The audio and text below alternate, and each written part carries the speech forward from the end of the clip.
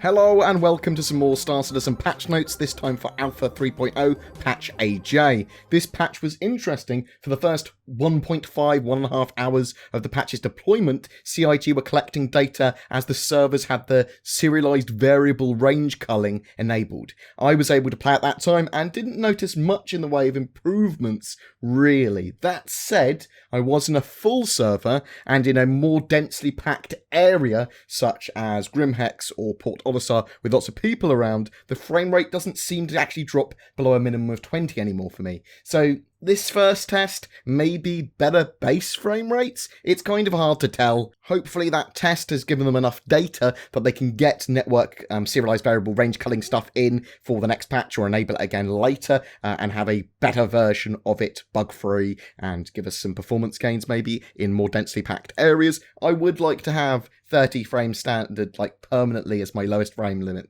I would like to have 60 frames per second in the persistent universe as walking around. That would be fun.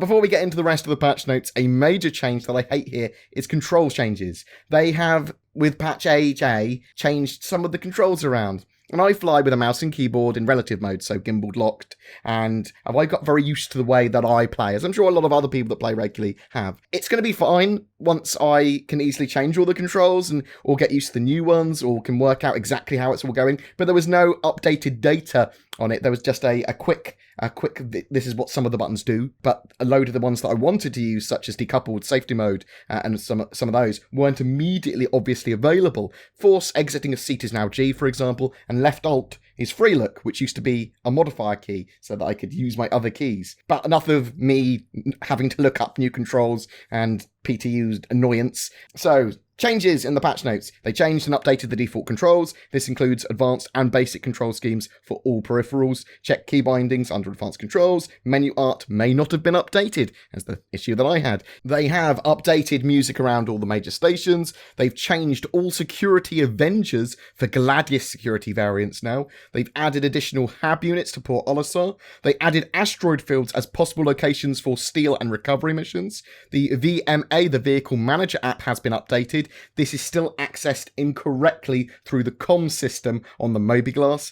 They've updated shield health values with 4-face charge times, 1-facing charge times, down delay times, and reallocation values.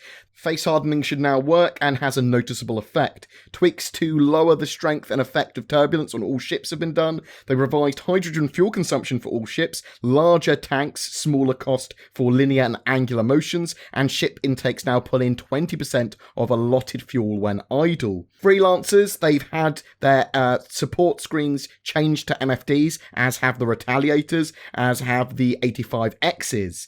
They've also fixed a slew of bugs. Missions with delivery objectives on Daymar should now work properly. Accepting the intro waste disposal mission from Ruto should no longer lock out other players from Ruto missions.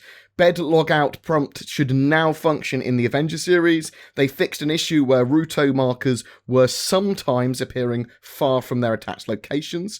The Starfarer Copilot MFD should now work with all features. They fixed an issue with Eckhart where he would no longer invite players for further missions after completing the first one. They updated the glow on Grimhex signs to make the text more readable. They re-enabled item display on the PMA. Ship components should now update when replaced via the port mod app. The character's hands should no longer contort when operating the throttle in the Hornet series of ships. They've made the screen textures transparent to fix Stand Out and the Merlin. External particle effects should no longer be retained after quantum travel when viewed by another player. Enter and exit animations for the Merlin should no longer break after the first usage. There's been a fix for 0G enter and exit animations for the M50, which could have hurt or killed players previously. The Freelancer should no longer respawn when someone who is not the owner reconnects after logging out from the bed. Logging in post-bed logout after the Vanguard is destroyed will no longer spawn the player in the bed debris. The 3D ship radar should now show ships properly. Players should no longer be able to open the star map with the home key while in the Tryon mode in shops. Audio should now correctly play for all the ATC, the air traffic control stuff, and video should work for Levski's ATC. They fixed the pickup point for illegal drugs to spawn correctly for appropriate missions. Ground vehicles should now have an external light key binding. They fixed various interior asset issues with the Avenger Warlock. The Sabre should no longer spawn leaning back on its rear landing gear. They fixed the criminal delivery missions so that the destination of where you'd actually deliver the goods to complete the mission is in Grimhex rather than Port Olisar. They moved some book props that were overlapping part of the admin table at Port Olisar. Players should no longer lose Ruto's mission after accepting for reputation changes gained along the way. Surface outposts should no longer interact like quantum travel points on the star map as well. Now, there was some other little technical performance tweaks and some minor crash fixes. The patch is great. It's another step towards better networking, improvements, better patch, a live build for 3.0, and all that sort of jazz. I was annoyed by the key binding changes just because I couldn't get my key bindings working when I first started with it, which is annoying as hell. And I would have liked to have seen those tests for serialized variable range culling stuff. I would have liked to have seen that go on for longer than an hour and a half after the first deployment of the patch, but hopefully we'll see lots more tests. One of the things you can do with the patches, if you are part of the PTU's Wave 2, is get involved with regression testing on bugs and with those kind of tests that they do announce, where they say, look, we are testing for 1.5 hours after a patch is released or whatever, or we're testing around 10, or this is what we're focusing on, and I'll chuck links to the previous tests and that sort of jazz in the links below for you, so you can see the sort of stuff that they test and how to get involved. Every month we have a giveaway for a ship. For December, it's a massive Orion mining vessel donated by our featured org Self-Made, an organisation looking at all types of gameplay